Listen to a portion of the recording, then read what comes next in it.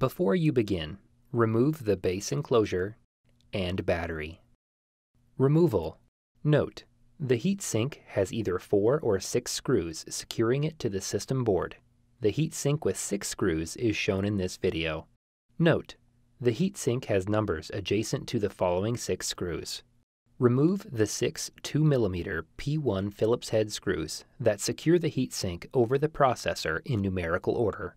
Note: due to the adhesive quality of the thermal grease and thermal pads located between the heatsink and the processor components, it may be necessary to move the heatsink from side to side to detach it from the system board. Remove the heatsink from the system board. Reverse this procedure to install the heatsink assembly.